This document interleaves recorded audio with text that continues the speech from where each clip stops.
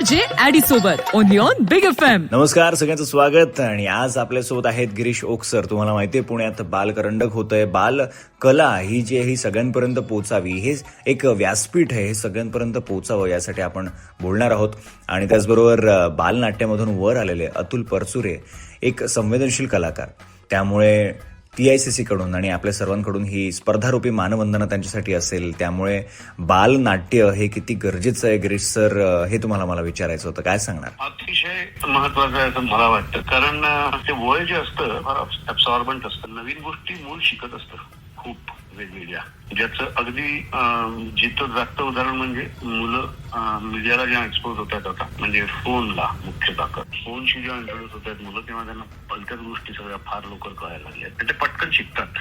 तुम्हाला लक्षात असेल, मी नाही, डार्विनने सांगितलंय की उत्क्रांती ही सतत होते आहे आणि पुढची मुलं, पुढच्या पिढीतली मुलं ही फार ब्रिलियंट आहेत, ताकद ओळखणारी मुलं आहेत सगळे. सो ते वय बेसिकली कसं असतं की खूप ऍब्सॉर्बंट असतं. त्यांना तुम्ही वाचनाची गोडी लावलं ती वाचतील, त्यांना खेळाची, स्विमिंगची गोडी लावली ते खेळतील. खेळ म्हणजे मैदानातले खेळ म्हणतो मी.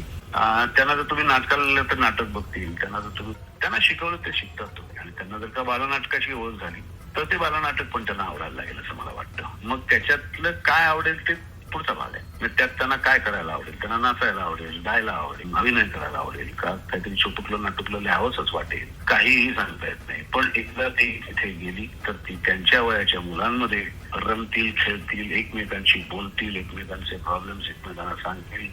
सो हे बालनाटक नावाचा जो प्रकार आहे तो फार आवश्यक आहे असं मला वाटतं. आणि मुख्य म्हणजे या सगळ्या मागे पालकांचा सहभाग खूप महत्वाचा आहे. मुलं स्वतः कुठेच जात नाहीत, त्यांना आपण नेतो. माझ्या वडिलांनी मला जुने चांगले क्लासिक चित्रपट, इंग्लिश म्हणा, मराठी म्हणा, दाखवले, नाटकं दाखवली, पुस्तकं सांगितली, ती वाचली मी. तर हे सगळं पालकांचं काम आहे. पालकांनी तिथपर्यंत त्यांना न्यायचं आहे. पाण्यापर्यंत ह्या मुलांना न्या.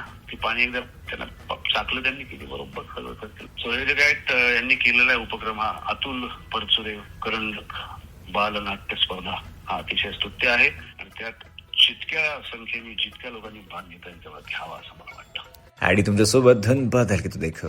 बदल की तू देखो.